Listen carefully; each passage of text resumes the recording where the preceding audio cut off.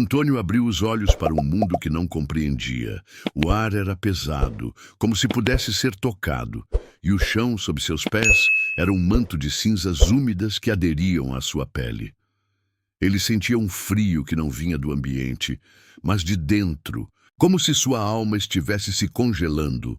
À sua volta, uma paisagem desoladora se estendia. Rochas partidas, árvores retorcidas e uma névoa densa que apagava qualquer vislumbre de horizonte. Lamentos distantes ecoavam, entremeados por risadas cruéis que arrepiavam sua nuca. Antônio, aos 47 anos, havia morrido, mas a morte, ele descobria, não era o fim. Era o início de um pesadelo. Em vida, Antônio fora um homem movido por ambição desenfreada, dono de uma construtora na pequena cidade de Itapira. Ele subornava, manipulava e destruía para prosperar. Demolia moradias de famílias humildes para construir condomínios de luxo, dispensava trabalhadores sem pagamento e zombava das súplicas de quem implorava por piedade. Seu coração era uma rocha lapidada por décadas de ganância e insensibilidade. Ele morreu como viveu, solitário, vítima de um acidente em uma de suas obras, soterrado por uma viga que ele mesmo ordenara instalar sem os devidos cuidados. Agora, no umbral, Antônio vagava sem direção, incapaz de entender por que aquele lugar parecia um reflexo sombrio de seus piores momentos. Caminhava, com os pés afundando na lama pegajosa, a garganta seca, como se nunca tivesse provado água. Tentou chamar por ajuda, mas sua voz saía frágil, engolida pela névoa. Às vezes, vultos passavam por ele, figuras encurvadas, com olhos que brilhavam como brasas, algumas arrastando o que pareciam correntes invisíveis. Antônio desviava o olhar, temendo o que poderiam fazer. Ele não sabia onde estava, mas pressentia que aquele lugar o conhecia.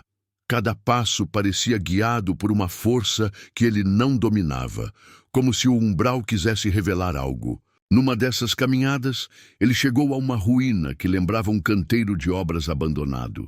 Vigas retorcidas emergiam do solo, e ferramentas quebradas estavam espalhadas.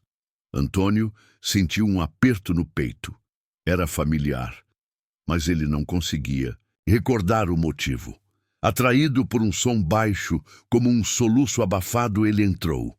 No centro da ruína, viu uma pilha de escombros e, sob ela, uma figura. Era ele mesmo, ou uma versão sua, esmagado, com o rosto retorcido em agonia. A visão o fez recuar, tropeçando em uma viga. Então, vozes começaram a surgir. "Você nos deixou morrer", dizia uma, rouca e cheia de rancor. "Por sua culpa, perdemos tudo", acusava outra, num lamento feminino. Antônio tapou os ouvidos, mas as vozes vinham de dentro dele, ecos de trabalhadores que ele ignorara, de famílias que ele expulsara. Desesperado, ele correu, o coração acelerado, mas as ruínas pareciam se multiplicar. Cada esquina trazia uma nova cena. Um operário soterrado, uma mãe chorando diante de uma casa destruída, um menino apontando para ele com olhos acusadores. Antônio gritava, implorava para que parasse, mas o umbral não tinha misericórdia. Ele caiu de joelhos, as mãos afundando na lama, e pela primeira vez sentiu algo além de medo. Culpa. Não era um arrependimento genuíno, mas um peso que o esmagava, como as vigas que o mataram. Ele não queria sentir, não queria lembrar, mas umbral era um espelho cruel. Dias, semanas ou talvez séculos se passaram. O tempo ali era uma corrente infinita. Antônio vagava por planícies cobertas de cinzas, por pântanos onde o lodo parecia vivo, tentando puxá-lo para baixo. Às vezes encontrava outros espíritos.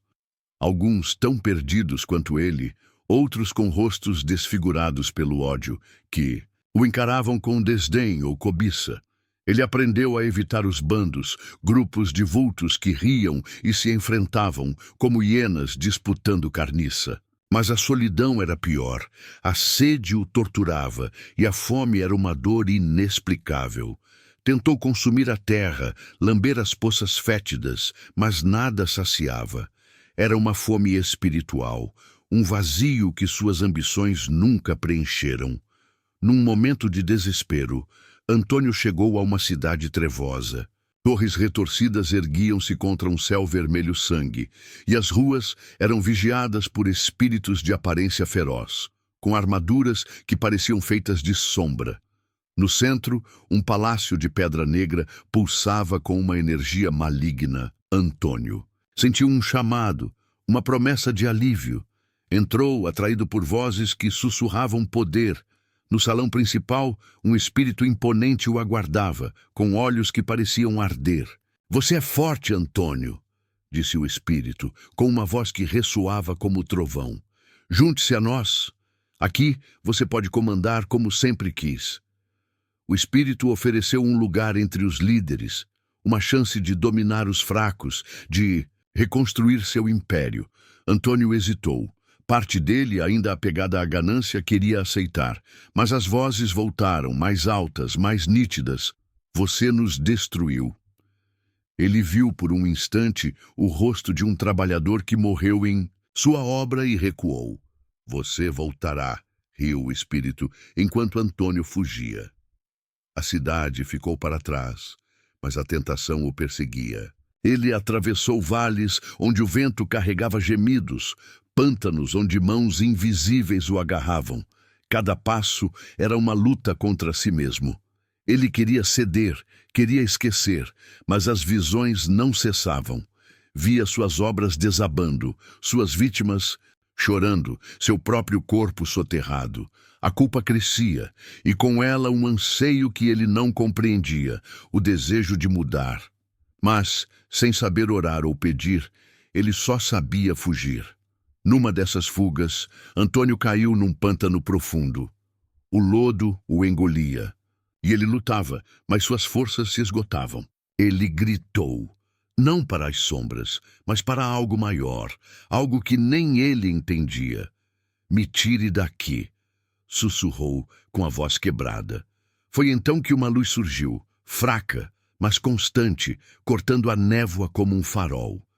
3 figuras se aproximaram, vestidas com túnicas claras que brilhavam suavemente. Eram espíritos, mas diferentes dos vultos que ele conhecia. Seus rostos eram serenos, e seus olhos transmitiam uma compaixão que Antônio não sentia desde a infância. "Antônio", disse a figura à frente, uma mulher com voz calma chamada Dona Lúcia, "você chamou e nós viemos." Ele quis responder, mas o orgulho o deteve. Por que o ajudariam? Ele não merecia. Dona Lúcia pareceu ler seus pensamentos. "Ninguém está perdido para sempre", afirmou, estendendo a mão. Antônio hesitou, mas o peso do lodo e da culpa era insuportável. Ele segurou a mão dela e uma onda de calor o envolveu, aliviando a dor que o consumia. Os outros 2 espíritos se aproximaram, envolvendo-o em uma luz suave. Eles não falavam, mas Antônio sentia algo novo, uma paz, ainda que frágil. Eles o ergueram como se ele fosse leve como uma pluma, colocando-o em uma maca que parecia feita de energia pura. Antônio olhou ao redor, esperando ver as sombras, mas o pântano estava silencioso. A névoa se dissipava, revelando um caminho que ele nunca notara. Os socorristas caminhavam e a maca flutuava com eles. Antônio sentia o corpo relaxar, como se repousasse pela primeira vez em anos. Ao longe, viu uma luz mais forte, um brilho acolhedor que não cegava. Com a voz fraca, perguntou para onde iam. "Para um lugar onde você pode recomeçar", respondeu Dona Lúcia com um sorriso. O caminho parecia longo, mas Antônio não contava o tempo. Via flashes de sua vida, agora com clareza. Cada erro, cada dor que causou, mas também momentos em que poderia ter feito escolhas diferentes. Ele chorou, não com lágrimas, mas com a alma. Quando abriu os olhos, estava diante de uma cidade diferente.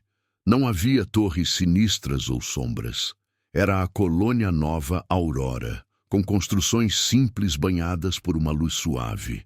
Árvores verdes cresciam e um riacho cristalino corria ao longe. Antônio respirou um ar puro, como se fosse a primeira vez. Os socorristas o levaram a um edifício que lembrava um hospital.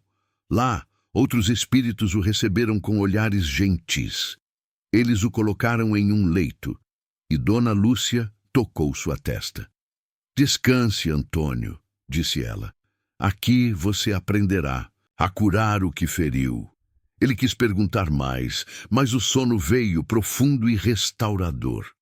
Pela primeira vez, Antônio não sonhou com ruínas ou vozes. Sonhou com um campo aberto, onde um dia poderia caminhar livre. O umbral o soltara porque ele, enfim, começara a se libertar.